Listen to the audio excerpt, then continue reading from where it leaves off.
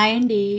అచ్చమైన జున్ను పాలతో చేసిన జున్నండి. సూపర్ ఉన్నదండి. నోట్లో ఎత్తే కరిగిపోతుంది. అంత సూపర్ ఉన్నది. టేస్ట్ సుత చాలా బాగున్నది.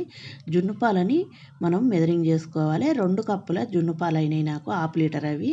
మామూలు పాల్చుతాం. 1 కప్పు వేసుకోవాలి. కప్పు విని ఎక్కువ వేసుకున్నా పర్లేదు. అట్నే 1 కప్పు బెల్లము, ఒక 2 స్పూన్ల పంచదార 2 కలిసి మనకు పావు కేజీ అవుతాయి. వీటిని మనం పాలల్లో వేసి కరిగించుకున్నాక స్ట్రైనర్ తోటి అడబోసుకొని 1 స్పూన్ మిరియాల పొడి, 1 స్పూను